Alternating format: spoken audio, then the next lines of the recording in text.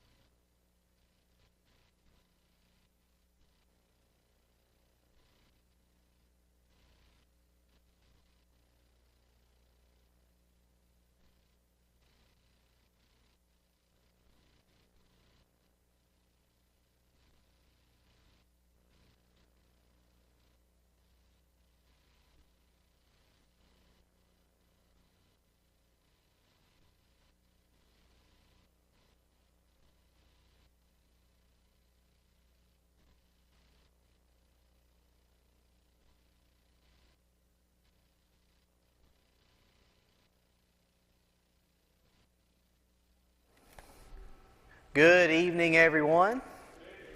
There's about 3 of you here. It's good to see y'all tonight. I know it's kind of a cold night, but not kind of. It is a cold night. But glad you're here despite the weather. We're going to continue in our study of the parables tonight. We're going to be in Luke, we have concluded Luke. We're going to Matthew chapter 24. Verse 45 beginning as we look at the foolish virgins and the wise virgins.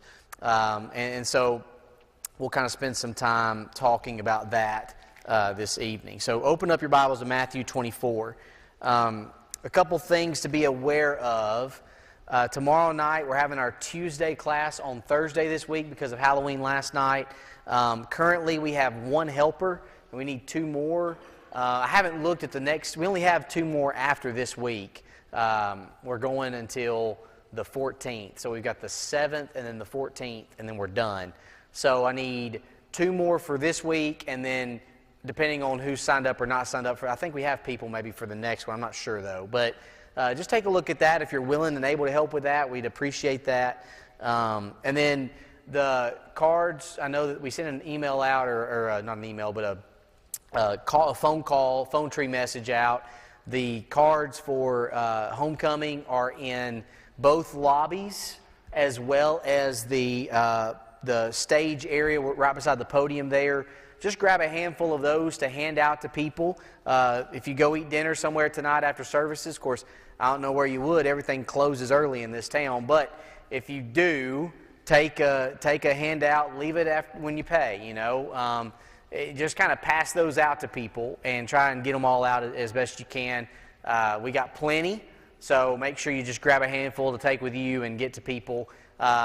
Tomorrow morning, there will be a video posted to social media inviting people to come. So we'll boost the video, but then we're also asking your help to boost it by sharing the video. Tried to get that out yesterday, and then if you've got Ben Lowman, we kind of had a internet outage deal going on for a short period of time there, so we can blame Tammy Vinson for that.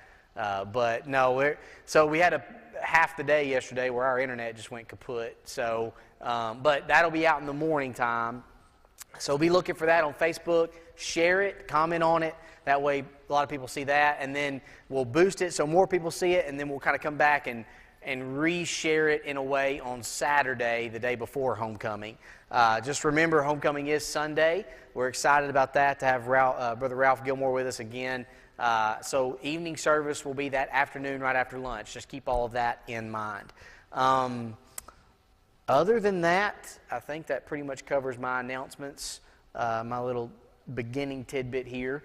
So we're going to jump into our parable for this evening. Now, we only have tonight and then, Lord willing, next week, and that'll pretty much wrap up the study of the parables that we're going to do in this class. So if you have something on your mind that you'd like to study or that you've been thinking about lately, feel free to share that with me, and we can go that route. But we got tonight and then next week, and then if you have any input, feel free to give me input between now and 2 weeks from now, and we'll see what we can do moving forward with class. If not, I've got some ideas and some things I've been working on anyway. So either way is okay, but I just want to give you the chance to give input.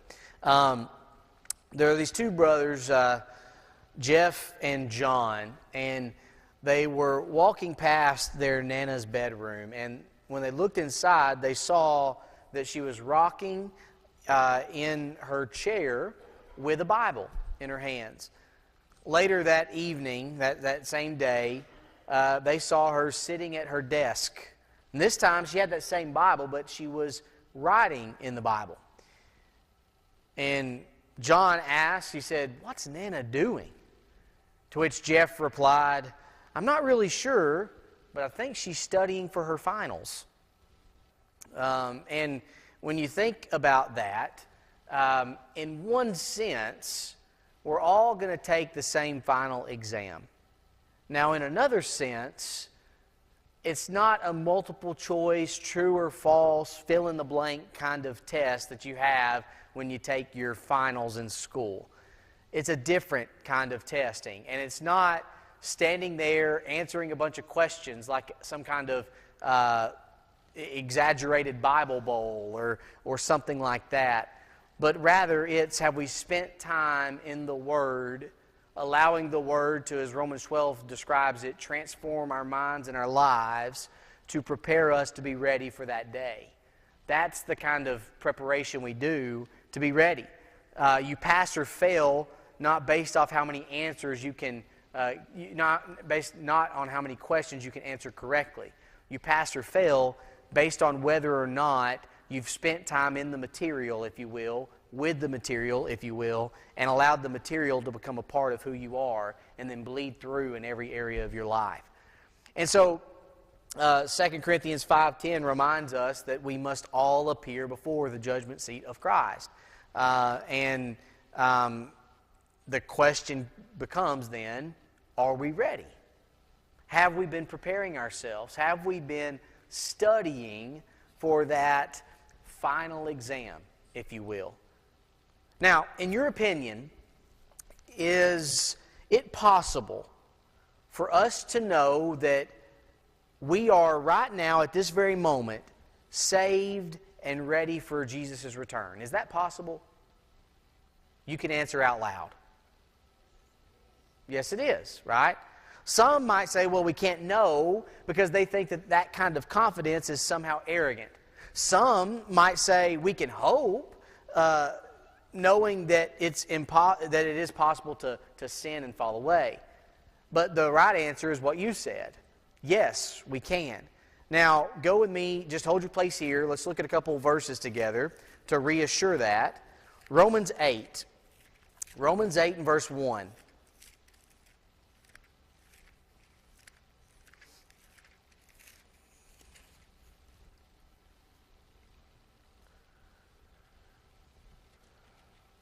Paul says, there is therefore now no condemnation to those who are in Christ Jesus, who do not walk according to the flesh, but according to the Spirit. Of course, Paul knew when he said boldly in 2 Timothy 4, 6 through 8, right, that he fought the good fight, he finished the race, he kept the faith, and there is a crown of life. Notice his wording is not, I really hope there's a crown up there waiting for me since I've done all these things I was told to do. Notice he didn't say, I hope that's there. He didn't say, it might be there. He said, it is there. A confident statement. And so it is possible for us to know. Now, in Romans, I asked you to look at Romans 8, but in Romans 2, 6 through 10, there's 3 or 4 different words listed there that describe our eternal destiny if we are not prepared for when Jesus does return. You'll see words like wrath, fury, tribulation, distress. Now, do any of those words sound like something you want to endure or face when Jesus returns? Yes or no? All right, we're going to do something real quick. All right. I know it's dark, and it's cold, and it's Wednesday. It's been a long day. But we got to wake up a little bit. All right? So just look at the person next to you and just punch them in the arm. Just kidding. Don't do that. No. Just kind of, if you need to open your eyes a little bit, if you need to get a big yawn out, just if you need to kind of shake, whatever you got to do, just kind of wake up a little bit here. You know, the auditorium is great, but sometimes when you have class in here, it's just so easy just to sit in the pew. And then you just listen to me talk for the whole time, and nobody wants that. All right, so all right, I'm going to ask, does wrath, fury, tribulation, distress, does any of that sound like something you want to face when Jesus returns? No, right? Absolutely not. So, those are descriptions for the unprepared. And the parable we're looking at tonight talks about the importance of preparation. Again, don't go to the Bible and study like you're trying to prepare for the same kind of exams we have in this life. That's not what the day of judgment will be like. A fill in the blank or true and false or multiple choice questionnaire, test. It's not going to be that. But it's going to be if your actions in your life have shown that you've spent time with the Word and that the Word has spent time in you. Now, God has fixed a day on which He will judge the world. That's Acts 17, verse 31. Now, it's been given many different descriptions. In the Scriptures, you see it called the day of judgment. You'll see it called the judgment. You'll see it called the judgment of this world. You'll see it called the coming judgment, the judgment of God, eternal judgment, the day of judgment and destruction, and so on. The question is, are we ready? And are we sure that we're ready if we think we're ready? Now, there comes a question that maybe you've been asked before, and there's been some songs that have addressed this kind of question, but what if you knew there would for sure be no tomorrow? Would you need to make any changes in your life? On that day, we will take one last final exam, if you will. And this is what we're tested over. Matthew 12, 36 and 37 tells us we're going to be tested over our words. Not the words we say on that day, but the words we've said throughout our lives. We're going to be tested based off Matthew 25, 31 through 46 on our words first, but then on that passage based off our service to others. Not our service then. At that point, it's too late. But how have you served throughout your life? We're going to be judged in based off Romans 2, verses 5 through 10. We'll be judged based off our deeds. Not just our service to others, but our actual deeds in this life. And Romans 2:16 reminds us that we'll be judged based off our secrets. That's the things coming into that final exam. Our words, our service to others, our deeds, our secrets. So, at this very moment, with those things in mind, are you saved and ready for Jesus' return? Jesus' parable of the faithful servant and the foolish virgins, as well as his parable of the talents, both stress the importance of our being ready. So, let's look at these, and we're going to save the talents for next week. So let's look. First, the one final exam to take before our destiny. We don't know the exact questions, but some things we know. Let's go Acts 17, verse 31. We're going to look at some things here before we get into the actual text. So mark your place, Matthew 24, and we're going to look at some passages here about some things we do know. Acts 17 and verse 31. Okay?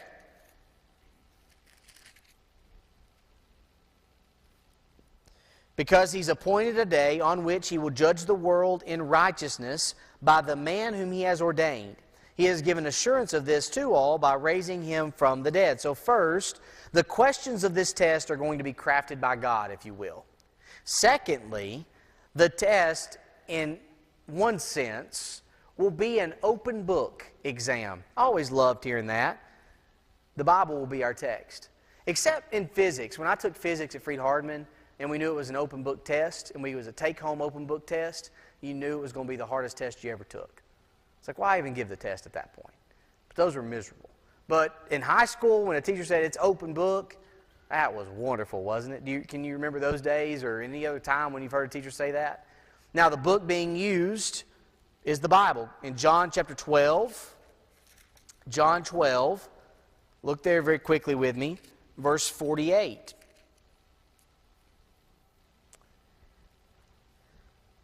Jesus says, "He who rejects me and does not receive my words has that which judges him.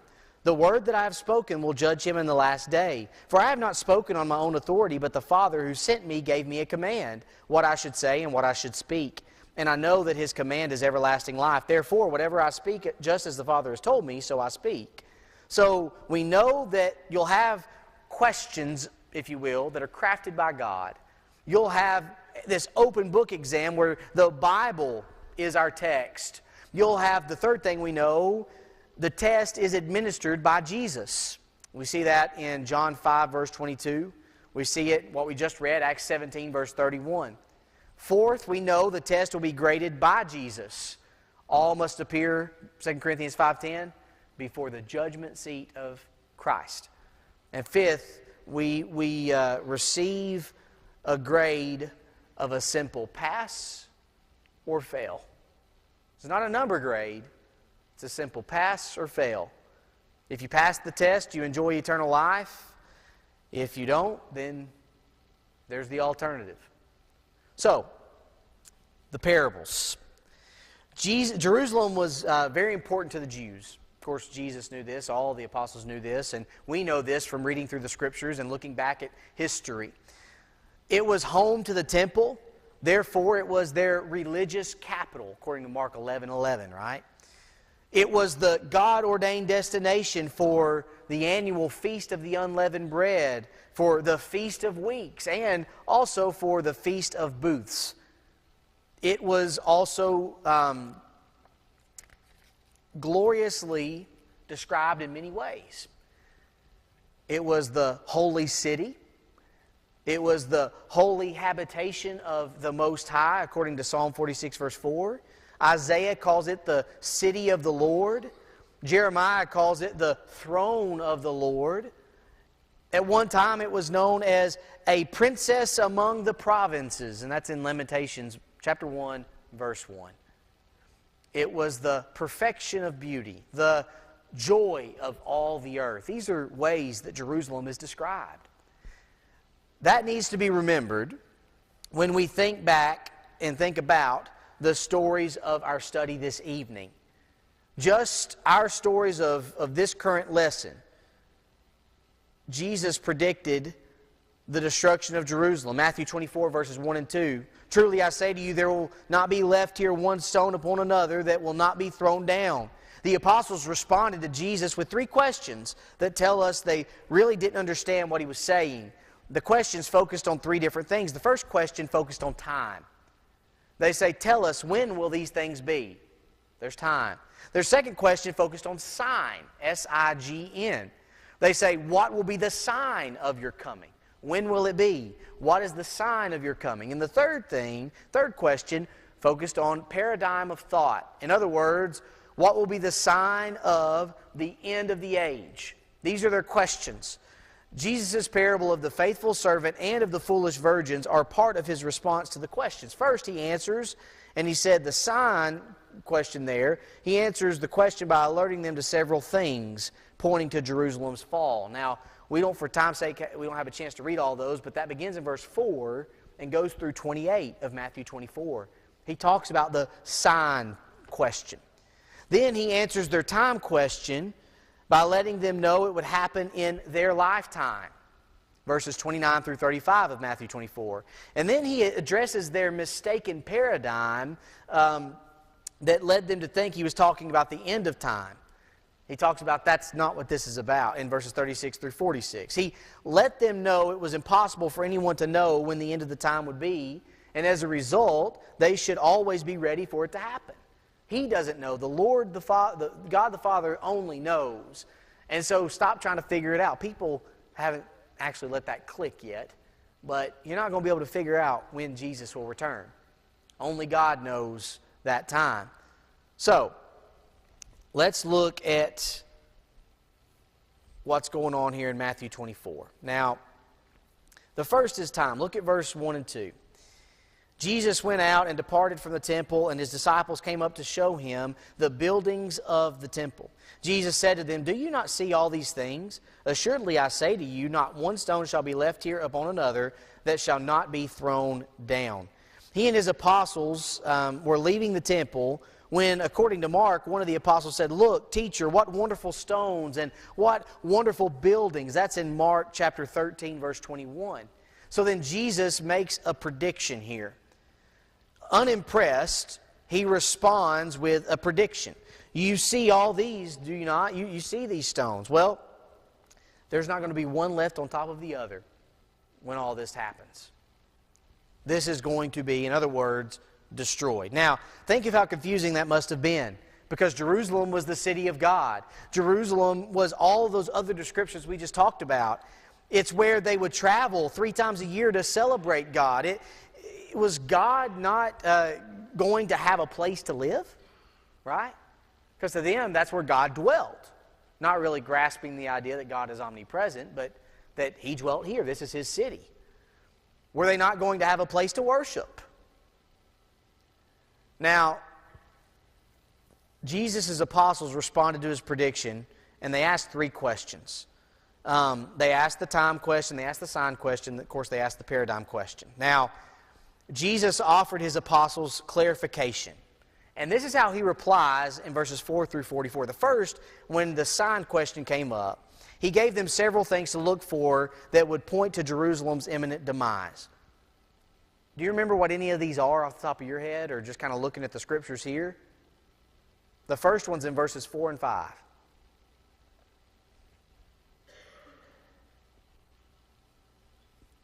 Do what?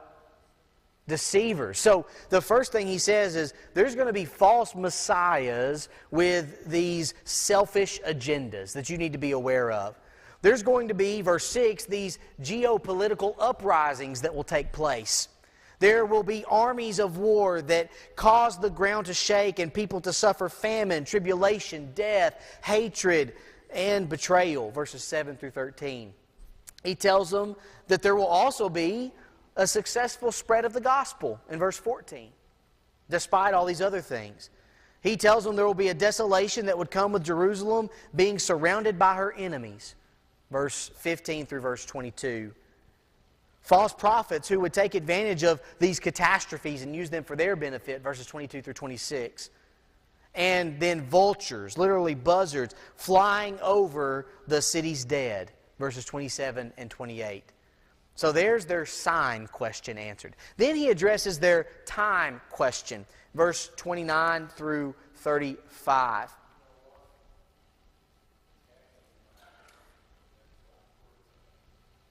Yeah. Now you look at what's happening right now over in that area, and the tragedies that are occurring there too. It's interesting.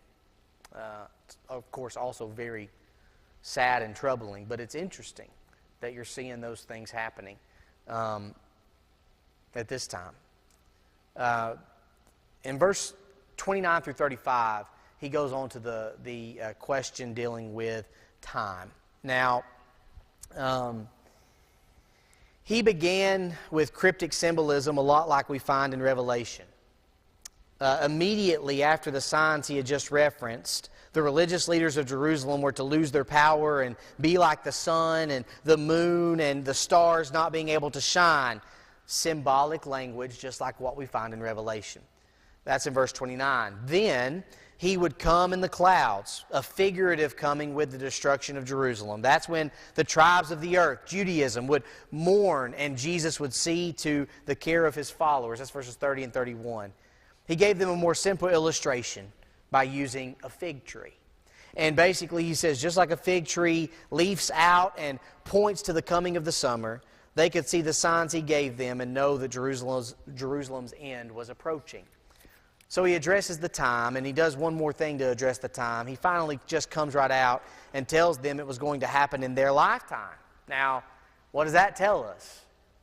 If what he's talking about right here, he says, you'll see it in your lifetime, we're talking about something that's going to happen while they're alive, right? Obviously. So you could see right there specifically, he's not necessarily referencing the end of time, but the fall of Jerusalem in this particular passage. And then he responds to that mistaken paradigm in verses 36 through 46. No one knows when the end of time is to come, and for that reason, we all have to be ready. Now, with all this being said, we're going to talk first about the faithful. Now, Matthew 24, verse 45, is where you see this first parable, the faithful and the evil servant. Now, verse 45 begins, "Who then is a faithful and wise servant, whom his master made ruler over his household, to give them food in due season? Blessed is that servant whom his master, when he comes, will find so doing. Assuredly, I say to you that he will make him ruler over all his goods." So there's the first description of this faithful servant. At times, Jesus would tell one of his parables and give its moral to close out the story. But at other times, he would offer a parable to illustrate a point he had just made, and its moral would be at the beginning of the story. With the stories we're looking at now, he did both. Now, he introduced the two stories with kind of a double warning. Stay awake, take heed, be watchful, for you do not know what day your Lord is coming. Be ready, for you don't know for the Son of Man comes in an hour you do not know or you do not expect. And he concludes the two stories with the same warning. Watch therefore, for you know neither the day nor the hour. So, these are all about being ready. Now the first verses 45 through 47 are praising the faithful servant for the readiness. To introduce the first of the two stories, he asked a question. What was his question in verse 45? Who then is what? Who then is a faithful servant? He then answers the own question. A faithful servant is one who what? What does it say? Do what now? Someone said over the household, but what does he do in the household? He first gave what? He set over the household's food, and specifically he gave the food to them when? At the proper time, when the master returns. Second, he kept on doing so. He would give the food, and he would keep doing it till the master comes back, because he's going to be over the affairs till the master returns. So he's doing his job till the master returns. Keeps doing his job. And now, with this, the point is clear. To be found faithful, when Jesus comes, we must be given food, or is that what it's saying? First, we must be doing what we were told to do. He was given a job to do. And he was expected to do it till the master came back. Now, we are to do what we're told to do, and to do what we're told to do the way we're told to do it, and to continue to do so until he returns. In other words, to be obedient and live faithful lives.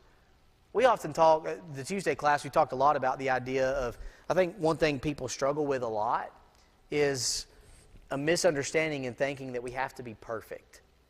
That the only way to please God is to never mess up, to never make a mistake, and to just be perfect. And as long as you're perfect, then sure, heaven will be your home. God never asked us to be perfect. But he does ask us to be obedient. Now, that point does not mean that we can just willfully sin and choose sin and not worry about anything, or that we can disregard God's commandments, God's expectations of what we are to be and what we are to do. No, because we see that obedience requires faithfulness to what God has called us to do and what God has called us to be.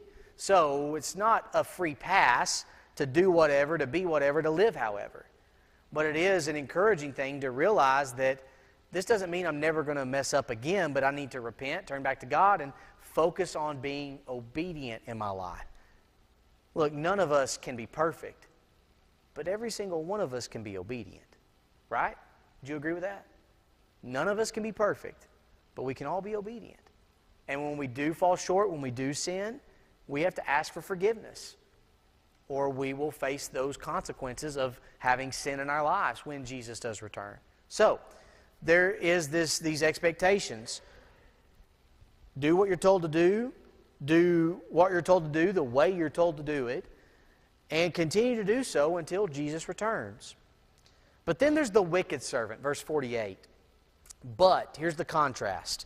If that evil servant says in his heart, my master is delaying his coming, and begins to beat his fellow servants and to eat and drink with the drunkards, the master of that servant will come on a day when he is not looking for him, and at an hour that he's not aware of, and will cut him in two, and appoint him his portion with the hypocrites. There shall be weeping and gnashing of teeth. Now here's a stark contrast. Jesus went on to identify the wicked servant as the one who is not prepared, but the one who is unprepared for his master's return. He's the one who is selfishly doing what he wants. He's the one who selfishly does what he wants with whom he wants. And he's the one who continues to do so because he doesn't even think about the master's return. Does that sound familiar? We've grown so accustomed to expecting tomorrow that so many people live like it doesn't matter. They live like they can make things right later. They live like Jesus is coming back, but it's going to be way on down the road. I'm thankful when I'm blessed with tomorrow, and I know you are too. But don't let that put you in a complacent spirit and put you in living a complacent life and a stagnant, apathetic life. Realize that every day we need to take advantage of the time we've been given, redeem the time, because we don't know when Jesus will come. And so I'm going to do everything I can to prepare my heart, to prepare myself, to be ready to stand before Him whenever that does happen. And so this servant doesn't care about all that. The master's not coming back anytime soon, so I'm not going to worry about the return part. I'll focus on the right now. And he lived how he wanted to. And so many people do that today. Not just people who aren't Christians. So many Christians do that today. Now, as a result, he deserves the execution of being Well, it describes Daniel 2:5. This phrase cut in pieces is a reference back to Daniel 2 verse 5. But deserves cut in pieces and the eternal damnation of a place where it's described as being a place of weeping and gnashing of teeth. Now that's the first story. Story on preparation. A servant that was faithful, and he was faithful in the sense that he did what he was supposed to do and he was prepared for when his master came back. And the unfaithful. And he was unfaithful in the sense that he disregarded and rejected what he was told to do and didn't prepare for the master to come back. Now, that's the first parable. But I said there was a second one. And this is chapter 25 of Matthew, verses 1 through 13. The second of the two stories, you have the wise and the foolish. So you have the faithful and the unfaithful servant, parable 1. And parable 2, you have the wise and the foolish virgins. So, let's talk about this for a moment here with the time that we have left. Verse 1. Then the kingdom of heaven shall be likened to 10 virgins who took their lamps and went out to meet the bridegroom. Now 5 of them were wise and 5 were foolish. Those who were foolish took their lamps and took no oil with them, but the wise took oil in their vessels with their lamps. But while the bridegroom was delayed, they all slumbered and slept. So there's the description. Remember Jesus' initial question before the two parables? Who then is the faithful and wise servant? And he's addressing that question. Having identified the faithful servant in the first parable, the wise is addressed in this parable. He did this with another study in contrast. Wise versus foolish. There's 10 virgins. In Jesus' day, a groom and his friends would go to the house of his bride's parents, and from there, the couple would march through the streets to a wedding feast where they would be treated like royalty. The virgins of this story were waiting for the groom, his bride, and their party to arrive for the feast. 5 of them were foolish, Jesus said, and then 5 of them were, of course, wise. But why? What made them so wise? They went with flasks or leather pouches, if you will, that were full of extra oil for their lamps. They were, in other words, they were wise because they were prepared. And then there's the foolish virgins. Pick up in verse 6. At midnight a cry was heard, "Behold, the bridegroom is coming, go out to meet him." Then all those virgins arose and trimmed their lamps, and the foolish said to the wise, "Give us some of your oil, for our lamps are going out." But the wise answered, saying, "No, lest there should not be enough for us and you. But go rather to those who sell and buy for yourselves." And while they went to buy, the bridegroom came, and those who were ready went in with him to the wedding, and the door was shut. Don't forget that phrase. Afterward, the other virgins came also, saying, "Lord, Lord, open to us." But he answered and said, "Assuredly I say to you, I do not know you.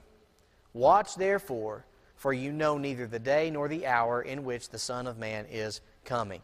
The way Jesus told the story, all 10 of those waiting for the bridegroom were similar. Think about some similarities. First, each of them was a virgin, right? The 10 virgins. Each of them waited for the bridegroom. Each of them had a lamp. Each of them went to sleep while waiting for the bridegroom. Each of them was startled from their sleep once that he was returning. And they each attempted to light their lamps. There's some similarities. But there were 5 foolish and 5 wise. The difference was made. The foolish were foolish because they weren't prepared. And the consequences were devastating. The wise were wise because they were prepared. And the rewards were indescribable. Wonderful rewards. So the warning of Jesus at the end, "Watch therefore, for you know neither the day nor the hour in which the Son of Man is coming." Now, before these two parables, Jesus offered 2 warnings. First, he said, "Stay awake, for you do not know on what day the Lord is coming." In other words, keep an eye on yourself at all times. Be ready. Secondly, he said, "Be ready, for the Son of Man is coming in an hour that you do not expect." Paraphrase, no matter what it takes, make sure that you are ready when Jesus comes back. After the two warnings, then we find these two stories. Now, I want to ask you a question for your input. First, why are some people not ready for Jesus' return? Think back to the two parables. Why are some of us not ready for Jesus' return? Verses 48 and 49, it's not important to us. For some people, it's just not important to them. The evil servant of Jesus' first story said, my master's not coming back. My master is delayed. And then he spent his time living the way that he wanted to live. Other examples of this mistake could include the philosophers of Athens in Acts 17 and verse 32. It could include Felix. When I have a more convenient season, I will call for you. It could include some of those who lived around Peter, as you read 2 Peter chapter 3. It wasn't important to him. And for some today, it's not important to them. Some are not ready because they keep bad company. The evil servant of Jesus' story says he beat his fellow servants and depleted his master's provisions with drunkards. 1 Corinthians 15:33, be not deceived. Evil company, evil companionships corrupt good morals or good manners, good habits. Keeping bad company. Others who made that mistake, remember when Aaron facilitated idolatry? When Moses was gone and the people cried out for him to make them an image to worship? And he took all their jewelry and he made a golden calf. And when Moses asked him, he gave the lamest, it's a lamer excuse than the dog ate my homework. Right? Well, I just threw all this jewelry in and boop, out popped the golden calf. Wasn't my fault. The people wanted it. I didn't do anything. I just threw it in there.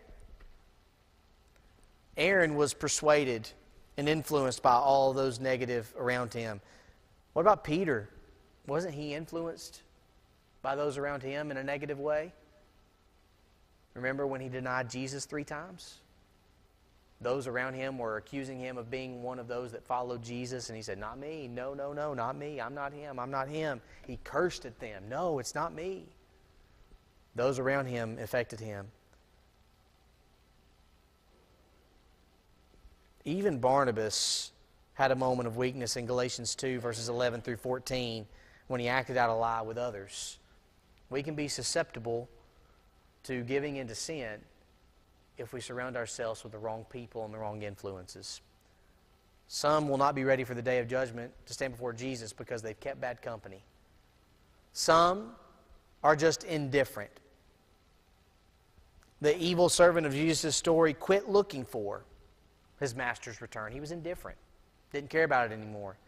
Other examples of this mistake could include the church at Corinth, who basically put a do not disturb sign outside of the door of their tolerance, right, to let everything be going on. The church of Sardis, who put a rest in peace sign outside the door of their reputation. They didn't care about their reputation anymore. Or the church of Laodicea, who had put basically a sign that let everybody know we're lukewarm. They were apathetic. Some, it's not important to them. Some, they keep bad company. Some are indifferent. What if we're not ready? Well, first, we'll be terrified. Remember the foolish virgins? They were terrified. Give us some of your oil. We're not ready. Here's the truth. We can't borrow the oil. You will not stand before Jesus and give an account of anybody else's actions or words or choices. You can't borrow someone else's preparation. You can only prepare yourself to be ready. So there is that terror, there is fear, because you're outside and the door is shut, which means we're denied. And so we don't want to face that. We want to be inside with Jesus.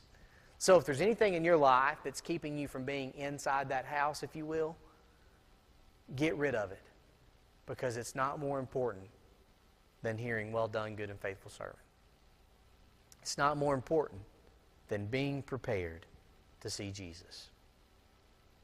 When Alexander the Great would encircle a city he wished to conquer, he'd light a lantern that could be seen day or night.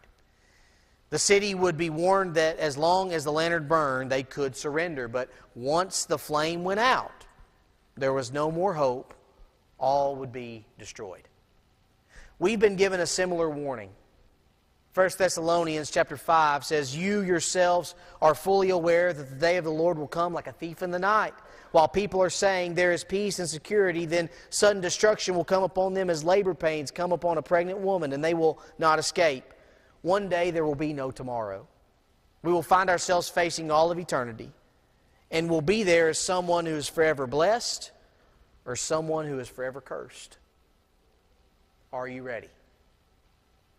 Don't focus on the negativity, but praise God for the positivity that we have in Jesus. Are you ready? Are you being obedient in your service to Him? And if not, why not? What do you need to do to be ready? And whatever that is, if you're not ready, do what you need to do and get ready. Thank you for being here tonight. I appreciate you very much. We have one more to go in this class. We'll look at the parable of the talents, Lord willing, next Wednesday night.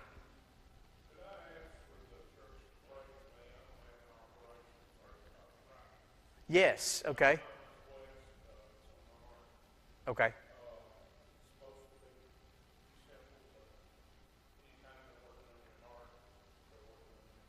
Yeah.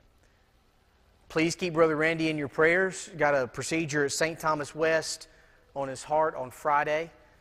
So it's supposed to be pretty simple. I guess, would you be able to come home that day? Are they hoping for that? So then, supposedly. So keep him in your prayers. We'll be mindful of that. We'll be praying for that. We'll say a prayer for that in just a moment when we all get back up here together. We'll make sure that we pray for that, okay? Anything else y'all need to let me know before we kind of dismiss and let people come in? All right. Well, I think everybody else is making their way in here, so I'll let you visit for just a few minutes. See you again in just a moment.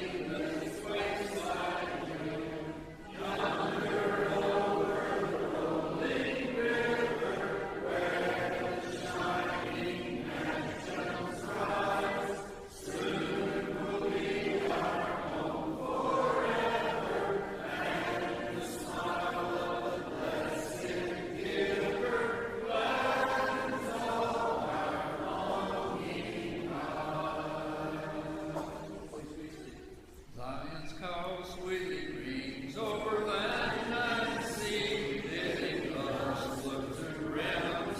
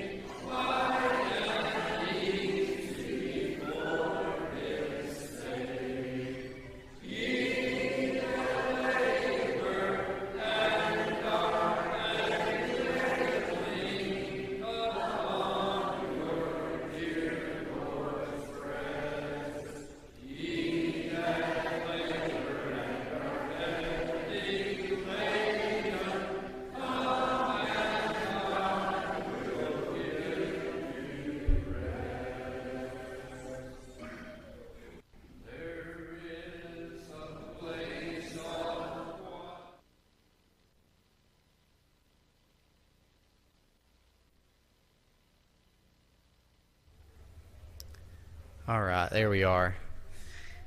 Good evening. Welcome to Central. I hope you had a wonderful class this evening.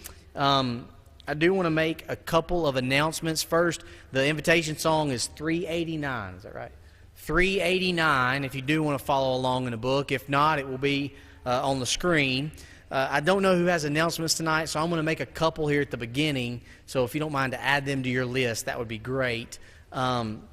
We have the first announcement is that Brother Tyson's aunt passed away this morning, and her name is Darkus Young. It was his dad's sister, and so if we could add her to our prayer list and to our announcements, we need to do that. And then, who has closing prayer tonight? Do we know who has closing prayer? Brother Dennis, do you have closing prayer? Okay. All right.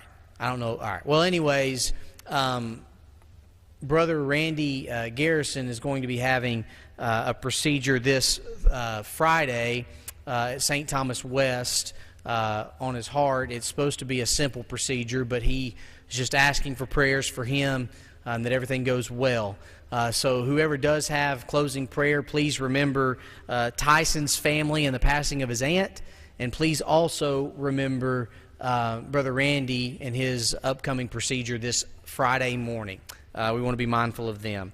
The second, or the third thing here is we do have cards for homecoming. They're in both lobbies as well as the stage up here. We have plenty, so grab a handful, give them to people. You can give them to your waiter or waitress. Just pass them out to as many people as you can. Give them to your children's teachers if that's possible or permissible. Just give them to a lot of people and make sure that people get that. Also be on the lookout tomorrow morning. There will be a video posted early in the morning, probably around 9:30ish or so. We'll have a video up that will be promoting homecoming for Sunday. We'll boost that video, but we also want you to help boost it by sharing it on your own Facebook pages, just to make sure it gets to more people. And then when it comes to Saturday, it also helps to go back and reshare or comment again on it. It just gets it back on people's timelines and feeds. And so just be mindful of that. Be on the lookout for that tomorrow, and we'll get that shared and get it out to everybody to see on Facebook. We're excited to have Ralph Gilmore with us again, so just be remembering that as well. And I know the rest of the announcements will be covered with the announcements, so I'll stop with those. We're about to have an invitation song in just a moment, and before we sing that, I know that you had your own classes, your own Bible discussions and thoughts in your classes, and this is an opportunity, these moments where we sing a song of invitation and we give people a chance. These are opportunities to where if you feel that you need to respond to the Lord's invitation, yes, it's always open, but here's a chance right now with people that love you and care about you and are here for you to come and to ask for those prayers. And you might have something weighing on your mind or on your heart. You might have something you're struggling with right now. Something could have been said in class this evening that pricked your heart or made you think, or something might have been said Sunday in class or in the sermon that did those same things. And this is an opportunity to make things right if you need to when it comes to your relationship with God. In our class this evening, we talked about two different parables in the Gospel of Matthew where Jesus is talking about the importance of being prepared for the day of judgment. The first one, you have a faithful servant and an unfaithful servant. And the one that's called faithful is faithful because he did what he was commanded to do while his master was away. His master was leaving. He told him what he needed to do. And while his master was away, he did it. He did exactly what he was supposed to do, and he kept doing it until his master returned. So when his master came home, he was deemed faithful. The one that was unfaithful because he just didn't care that his master was gone. He stopped caring. He was indifferent about it. He started caring more about himself. He beat the other servants, and he surrounded himself with drunkards and doing all those kinds of things, and he was called the unfaithful servant. And they were called faithful or unfaithful based off of whether or not they were prepared for the master's return.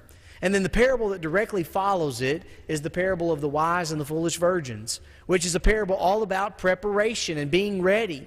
Of course, you have the wise and the foolish. The wise are called wise because they were prepared. The foolish were foolish because they were unprepared. And so you connect the two together and you see that being prepared for Jesus' return, being prepared for the day of judgment, being prepared for eternity equals being faithful and being wise in the eyes of Jesus. And not being prepared is connected with unfaithfulness and foolishness. And so tonight I just ask you before we sing the song, are you prepared? What are you doing to make sure you're prepared? Are you living obediently in your life? Because when you look at the parable of the 10 virgins specifically, there's a couple of realities, there's a couple of truths we have to remember. Number one, when the door is shut, it's shut. When Jesus returns, He returns. And there is no making things right in that moment. There is no repenting at that moment. There is only a question of whether or not we are prepared. And the second thing is this: we can't borrow the oil. The foolish virgins were foolish because they didn't bring extra oil for their lamps, and they didn't have enough for their lamps to burn for the master's return. And so when they go to the town to buy extra oil, when they get back, the door is shut and they're outside of the house. They're separate from their master. We will not stand before Jesus and give an account of anybody else's choices or actions or words or anything else. We will stand before Jesus and have to address how we have lived our lives, how we have used our words, whether or not we are prepared, whether or not I am prepared. That's what I will answer for. Whether or not you are prepared is what you will answer for. And so we can't expect to borrow someone else's oil. In other words, we can't borrow someone else's preparation. So tonight, we're getting ready to sing this song. The question is, are you prepared?